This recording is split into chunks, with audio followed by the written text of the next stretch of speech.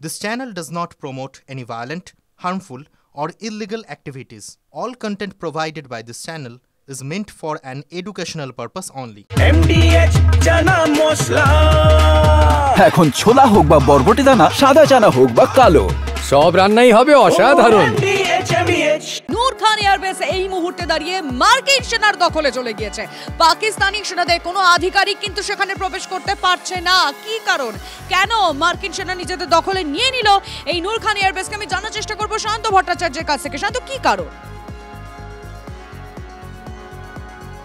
দেখো, নূর খান বায়ুসেনা ঘাঁটি মূলত পাকিস্তানের কাছে অন্যতম স্ট্র্যাটেজিক দিক থেকে গুরুত্বপূর্ণ, কারণ সেখানে পাকিস্তানের যে নূর খান এয়ারবেস তার পাশে রয়েছে কিন্ডা হিল, এবং কিন্ডা হিলের ভেতরে রাখা হয়েছে পারমাণবিক অস্ত্র, যেটা কিন্তু ভারত যখন অপারেশন সিঁদুর চলছিল তখন ঠিক তার দরজায় হিট করে, অর্থাৎ ব্রহ্মোস ডাইরেক্ট হিট করে তার দরজায়। এরপরে কিন্তু পাকিস্তানের অবস্থা রীতিমতো ধর্মরি কম্প হয়ে যায়। কিন্তু এটা যদি বিষয়টি সামনের দিকে দেখা হয় তাহলে পেছনে রয়েছে অন্য কারণ। এই কিন্ডা হিলস বা এই পারমাণবিক যেখানে রয়েছে অর্থাৎ কিন্ডা হিল, তার সেই জায়গা কিন্তু এখন যাবতীয় দায়িত্ব নিয়ে নিয়েছে আমেরিকা, অর্থাৎ ইউএস আর্মির দখলে রয়েছে এখন কিন্ডা হিল। কিন্তু কেন, সেটাই কিন্তু এখন প্রশ্ন তুলে দিয়েছেন সেটা পাকিস্তানের প্রতিরক্ষা বিশেষজ্ঞ। তিনি আমরা শুনি শান্ত, ইমতিয়াজগুলের কথা তুমি যখন বললে তিনি ঠিক কি বলেছেন আগে দর্শকদের শোনাই। कि नूर खान बेस पे जितने भी अमेरिकी तैयारे इब्तिदा में आते जाते थे, अब मालूम नहीं होता था कि उनके पास कार्गो क्या है, उन जहाजों में है क्या। वो पाबंद थे इस बात के कि जो भी चीज वो लेके आएंगे वजारत खारजा को और वजारत दिफा को वो जरूर मुत्तले करेंगे कि इसमें है क्या। लेकिन जनाब वो ये समझ बैठे थे कि शायद नूर खान बेस उन्हीं का हो गया है, मुकम्मल तौर पर उनकी निगरानी में है। और यही वजह थी कि एक मरतबा एक हमारे एयरफोर्स के अफसरान ने कुछ पूछने की कोशिश की वहां पे जो अमेरिकी मरीन थे, जब सामान जहाजों से उतर रहा था तो उनको कुछ शक हुआ। जब शक हुआ तो उन्होंने पूछा कि है क्या, तो उसने कहा कि सॉरी हम आपको ये नहीं बता सकते, तो हमारा अमेरिका का सामान है। तो जब हमारे अफसरान ने थोड़ी सी मुजामत की तो अमेरिकी मुहाफिज ने या मरीन ने पिस्तौल निकाल लिया, सब पे पिस्तौल तान लिया कि आपको इस बात का कोई इख्तियार नहीं है, you are not authorised to ask this question. আমি একটু এই বিষয়ে আরো কথা বলতে চাইবো। এই মুহূর্তে আমাদের সঙ্গে রয়েছেন স্ট্র্যাটেজিক এক্সপার্ট শুভাশিস ব্যানার্জি। শুভাশিস বাবু, আমরা জানি এই নূর খান এয়ারবেস যেখানে ভারতের মিসাইল আছড়ে পড়েছিল, কিন্তু কি কারণে আমেরিকার প্রয়োজন পড়লো যে একেবারে আগ বাড়িয়ে তড়িঘড়ি গিয়ে নিজেদের মধ্যস্থতা করার? কতটা তাৎপর্যপূর্ণ বলে আপনার মনে হয় এই বিষয়টা?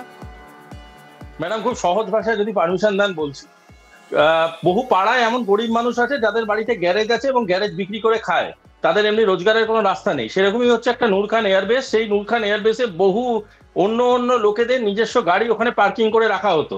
ওটা হচ্ছে পাকিস্তানের নিজস্ব খাগড়াগড়, এবং তার জন্যই আজকে যখন ওখানে একটু নাড়া পড়েছে ওরা ভয় পেয়ে গেছে। শুধু তাই নয়, কারণ ওখানে আমেরিকার নিজস্ব গাড়িও বেআইনিভাবে পার্ক করা থাকে। সুতরাং আজকের ডেটে দাঁড়িয়ে এই যে কথাগুলো বলছিলেন, একটু আগে যার বিবৃতি শোনাচ্ছিলেন, উনি বলছেন যে নিজেদের দেশে নিজেদের ডিলোডিং হচ্ছে একটা জিনিস, আনলোডিং হচ্ছে একটা জিনিস, আর্মি এসে সেটাকে কাউন্টার করছে, তার এগেইনস্টে পিস্তল বের করছে। তার মানে তার অথরিটিটা কতটা ওই জায়গাটা বুঝতে পারছেন?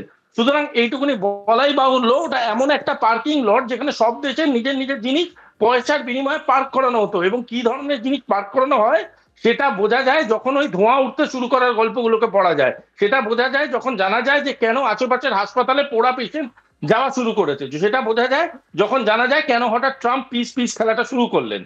সুতরাং এই জিনিসটা আজকে নূর খান এয়ারবেস বা নূর খান এয়ারবেসের আশেপাশের যে জায়গাগুলো আছে সেটাকে আমেরিকা কি কারণে ব্যবহার করতো, সেটা আমেরিকার থেকে ভালো আমরা আজকে বুঝে গিয়েছি। খুব সহজ ভাষায় বুঝতে পারলাম, মানে আপনি যেভাবে বোঝালেন। আপনি প্লিজ এর সঙ্গে থাকুন।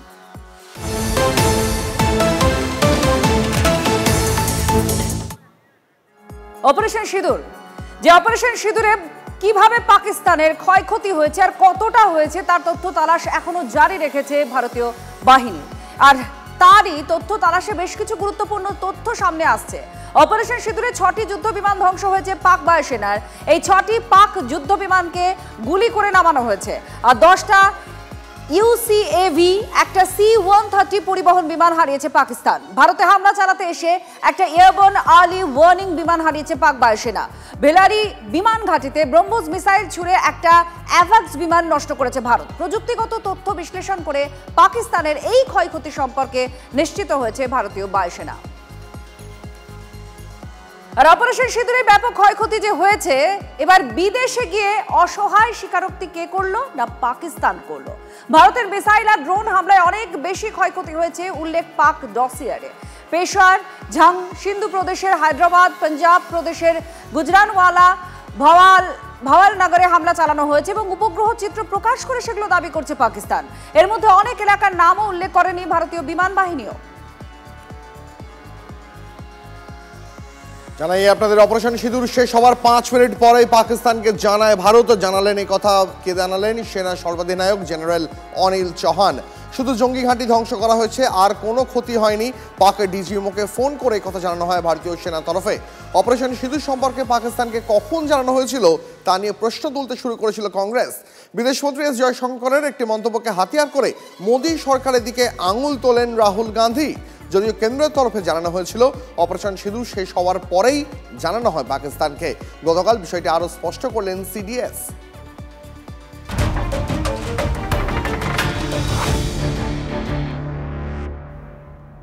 আরও একটা বড় আপডেট, পাকিস্তানে অপারেশন সিঁদুরের আরও একটা বড় প্রমাণ। বাহওয়ালপুরে খতম জঙ্গিদের কবর দেওয়ার ছবি এবার প্রকাশ্যে।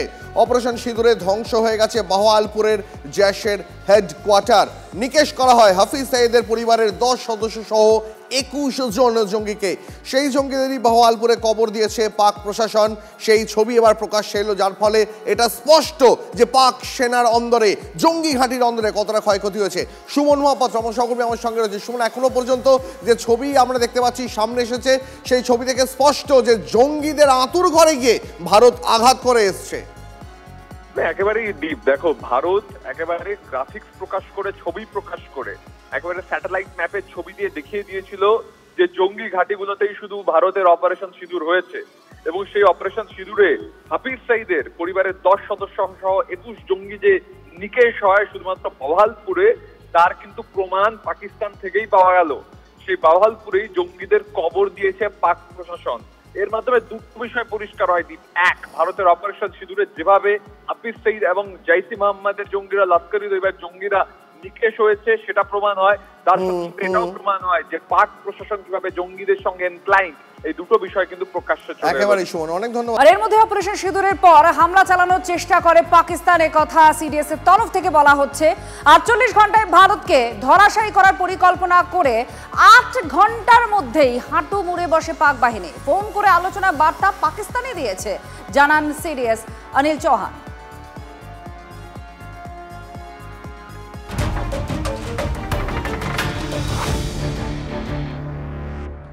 আর এই মুহূর্তে আরো একটা বড় খবর আপনাদেরকে দিই। ভারতীয় এয়ারফোর্সের মহড়ার আগেই ফের পাকিস্তানে যুদ্ধ বিমানগুলোর তৎপরতা নজর পড়েছে। গতকাল ভারত পাক সীমান্তে পাকিস্তানের যে যুদ্ধ বিমান, সেই যুদ্ধ বিমানগুলোর তৎপরতা নজরে এসছে। এবং এই নিয়ে আরো বিস্তারিত জানবো আমাদের প্রতিনিধি সায়ন্ত আমাদের সঙ্গে রয়েছেন। সায়ন্তর সঙ্গে কথা বলবো, তবে তার আগে এই মুহূর্তে যে ছবি আপনারা দেখছেন রেডারে, দেখুন দেখা যাচ্ছে যে F-17, F-16, IL-78 এর গতিবিধি ভারতীয় রেডারে ধরা পড়লো। নূর খান সারগোদা সহ 4টি বিমান ঘাঁটি থেকে ওড়ে একাধিক পাক যুদ্ধ বিমান, এবং সেই রেডারে পাক যুদ্ধ বিমানের গতিবিধি ধরা পড়েছে। ঠিক একটা ভারতীয় এয়ারফোর্সের মহড়ার আগেই তীব্র আতঙ্কে পাকিস্তান। কথা বলবো সায়ন্ত আমাদের প্রতিনিধি আমাদের সঙ্গে রয়েছেন। সায়ন্ত, এর আগে মহড়ার আগেই যে অপারেশন চলেছিল সেটার আতঙ্কে কি তাদেরকে তাড়া করে বেড়াচ্ছে? সেই জন্যই মহড়ার ঠিক আগে, মানে ভারতীয় এয়ার ডিফেন্স সিস্টেমের যে মহড়া, তার আগেই তাদের এই যে পাক গতিবিধি নজরে আসছে। একদমই। দেখো, ভারত পাক যে সংঘর্ষ পরিস্থিতি তৈরি হয়েছিল বা হস্টাইল সিচুয়েশন তৈরি হয়েছিল, তাতে কিন্তু পাকিস্তান বায়ুসেনা যে এখনও সেই আতঙ্কে রয়েছে তার সেটা কিন্তু প্রমাণ মিলল আবারও তাদের যুদ্ধ বিমানগুলির অতি সক্রিয়তায়। দেখা যাচ্ছে গতকাল রাতে অর্থাৎ মঙ্গলবার রাতে F-17, F-16 মতো যুদ্ধ বিমানগুলি আকাশ সীমা অর্থাৎ পাকিস্তানের আকাশ সীমায় সারা রাত ধরে চক্কর খেয়েছে। এমনকি তারা ভোর 3:30 অবধি ভারতীয় সীমান্ত ঘেঁষে একাধিক অংশে গিয়েছে। স্কারগোদা, নূর খান সহ একাধিক বায়ুসেনা ঘাঁটির ওপরে তাদের ড্রোন নজরদারি চালিয়েছে। তারা আসলে আতঙ্কে রয়েছে বলে মনে করছে ভারতীয় বায়ুসেনার আধিকারিকরা, কারণ আজ গুজরাটে ভারতীয় বায়ুসেনার বড়সড় মহড়া দেওয়ার কথা রয়েছে। সেই বিষয়টিকে মাথায় রেখেই তারা কিন্তু আগে ভাগে এই রকম চক্কর খেয়ে বা এইরকম নজরদারি চালালো। তবে আরও একটা বিষয় মনে করছে বায়ুসেনা আধিকারিকরা, যে কারণে পাকিস্তান সেনা আতঙ্কে রয়েছে। গতকাল ছিল দেখো ভারতে IPL ফাইনাল। পাকিস্তান বায়ুসেনা আধিকারিকরা মনে করছিল যে IPL-এর দিকে সবার নজর ঘুরিয়ে দিয়ে মূলত ভারতীয় বায়ুসেনা ফের হামলা করতে পারে বা প্রত্যাঘাত করতে পারে পাকিস্তানের ওপরে। আর সেই আতঙ্কেই তারা কিন্তু পাকিস্তান আকাশসীমার মধ্যে বারবার চক্কর খেয়েছে।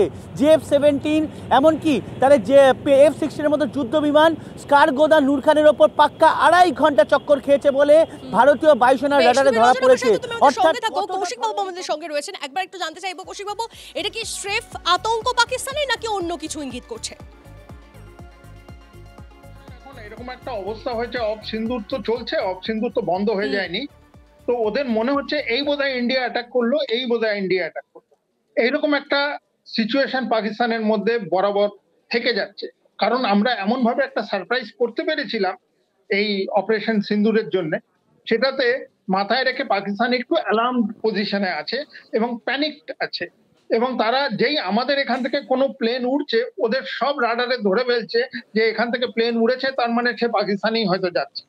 এটা বুঝতে পারছে না আমাদের নিজস্ব ট্যাকটিক্যাল কিছু এক্সারসাইজ হতে পারে, আমাদের কিছু নিজস্ব কিছু ভুল যদি হয়ে থাকে অফ সিন্দুরের সময় সেগুলো রেকটিফিকেশন চলছে, বা আমরা আমাদের রাডার বা এয়ার ডিফেন্স সিস্টেমের সাথে কিভাবে ইন্টিগ্রেট করবো আরো বেটার ভাবে, সেটার মহড়া চলছে। তো এই মহড়া আমরা করছি, মানে বৃষ্টি ইন্ডিয়াতে হচ্ছে, ছাতা খুলে যাচ্ছে কিন্তু পাকিস্তান। এই কারণেই হচ্ছে কারণ ওরা এমন একটা ভয় পেয়ে গেছিল এইভাবে যে মারা হয়েছিল ওদের মানে এয়ার বেস গুলোকে, আর এমন একটা জায়গায় আমরা, যেটা সুভাষিস বাবু বলছিলেন একটু আগে, আমরা এমন একটা জায়গায় ওদের আঘাত করেছি নূর খানে যে ওদের সব রকম বন্ধ হয়ে গেছে, এবং সেই কারণে ওরা কিন্তু সিজ ফায়ারটা ডাকতে একদম মানে পাকিস্তানের মেরুদণ্ডে আঘাত হয়েছে ভারতের তরফ থেকে, এবং সে কারণেই এতটা হয়তো আতঙ্ক তাদেরকে তাড়া করে বেড়াচ্ছে। অবশ্যই গোটা বিষয়টার দিকে আমাদের নজর থাকবে, কৌশিক বাবু সঙ্গে থাকবে। দেখো তন্নিশা, পাকিস্তান ভয় পাবে না কেন, পাকিস্তানের আতঙ্ক থাকবে না কেন, তার কারণ ইতিমধ্যেই তারা জানতে পেরে গিয়েছে আজকে গুজরাট একেবারে পাকিস্তানের সীমান্ত ঘেঁষে আকাশ কাঁপাবে রাফাল সুখোই, সে কারণে তাদের মধ্যে চিন্তা তো থাকবেই, তাই তাদের মধ্যে বেশ অ্যাক্টিভিটি লক্ষ্য করা যাচ্ছে। কিন্তু ইতিমধ্যেই জানিয়ে রাখতে চাইবো আজকে আমাদের সারাদিন কিন্তু নজর থাকবে গুজরাটের দিকে, সেখানে পাকিস্তান সীমান্তের একেবারে গা ঘেঁষে সুপারসনিক মিসাইল নিয়ে মহড়া চালাবে ভারতীয় বায়ুসেনা, জারি করা হয়েছে নোটা।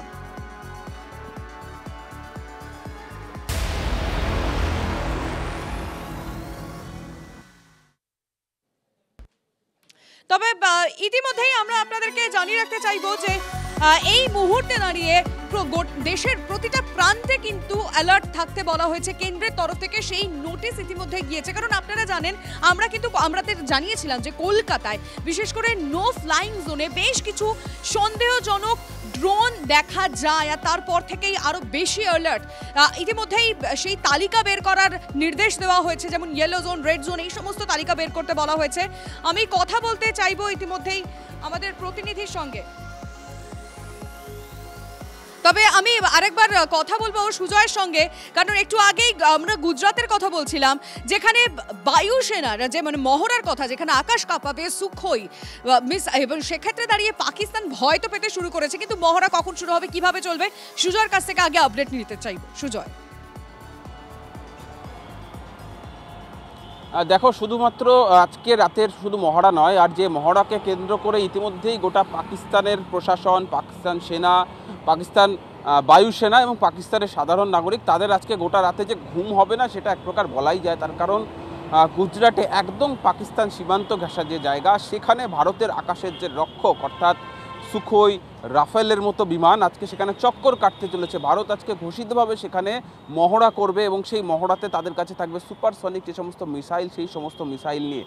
ফলে এই ঘোষণা যখনই হয়েছে তখন থেকে কিন্তু গোটা পাকিস্তানের ঘুম উড়েছে, বরং আজকে রাতে তাদের ঘুম হয়তো হবে না, তারা সে আতঙ্কে আশঙ্কায় থাকবে। কিন্তু ভারত কিন্তু তাদের নিজেদের এক্সারসাইজ করবে, নিজেদের সমুদ্র এলাকায় বা সীমান্তবর্তী এলাকায় নিজেরা কিভাবে পারফর্ম করতে পারে, কীরকমভাবে তাদের নিজেদের দক্ষতা ক্ষমতা আরও বাড়ানো যায় সেটা দেখাবে। কিন্তু সেই মহড়ার মাধ্যমেই ভারত আরও একবার, ভারতীয় বায়ুসেনা আরও একবার নিজেদের ক্ষমতা, নিজেদের শক্তি কিন্তু গোটা বিশ্বের সামনে নিয়ে আসতে চলেছে। ভারত যে কতটা শক্তিশালী অন্তত এই সামরিক দিক থেকেও, সেটা আরও একবার সামনে আসতে চলেছে। ফলে তার জন্যই কিন্তু আমরা দেখলাম গতকাল পাকিস্তানের সেই ছটফটানি একটা দেখা গিয়েছে, পাকিস্তান বায়ুসেনা ছটফটানি, তারা আতঙ্কে ভুগতে শুরু করেছে যে এই বুঝি তাদের উপর আবার ভারতীয় সেনা অপারেশন তাদের মধ্যে।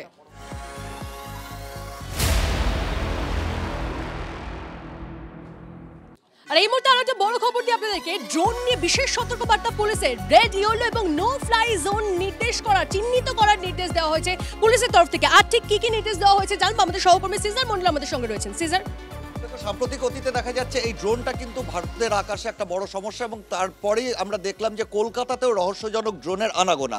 তারপরে কেন্দ্রীয় গোয়েন্দা সংস্থা এসআইবির তরফ থেকে গত 24শে মে রাজ্য নবান্নকে একটি চিঠি দেওয়া হয় এই ড্রোনের ব্যাপারে একটি ম্যাপিং করবার জন্য। তারপরে রাজ্য পুলিশের তরফ থেকে গোটা রাজ্যের প্রত্যেকটা প্রান্তে no flying zone, red zone এবং ইয়েলো জোন, যেটা ডিজিসি এর যে নির্ধারিত নির্দেশিকা আছে সেটা ধরে সেটাকে ম্যাপিং করতে বলা হয়েছে, এবং সেই সঙ্গে সঙ্গে উল্লেখযোগ্যভাবে ভাইটাল ইনস্টলেশনগুলোকে ম্যাপিং করতে বলা হয়েছে। কারণ কেন্দ্রীয় গোয়েন্দাদের সতর্কবার্তায় স্পষ্টভাবে উল্লেখ করা হয়েছে কোনগুলো সম্ভাব্য টার্গেট হতে পারে। তার মধ্যে বিধানসভা ভবন, কলকাতা হাইকোর্ট থেকে শুরু করে এই ধরনের গুরুত্বপূর্ণ ভবন যেমন রয়েছে, ধর্মীয় স্থান রয়েছে, পাওয়ার ইনফ্রাস্ট্রাকচারগুলো রয়েছে, সেগুলোর ভাইটাল ইনস্টলেশন হিসেবে সেগুলোকে ম্যাপিং করে আগামী 9 তারিখের মধ্যে সেটা রিপোর্ট আকারে কিন্তু জমা দিতে বলা হয়েছে, এবং সেই অনুসারে পরবর্তী যে নিরাপত্তার ব্যবস্থা করা হবে। বেশ, অবশ্যই আমাদের গোটা বিষয়টার দিকে নজর থাকবে। অনেক ধন্যবাদ সিজার তোমায়। যদি এমডিএইচ কিচেন কিং কিচেনে থাকি তো আমরা যা ইচ্ছে তৈরি করতে পারি। বেগুনের ভর্তা, আলু কপি, ভিন্ডি মশলা, আরো অনেক কিছু। MBH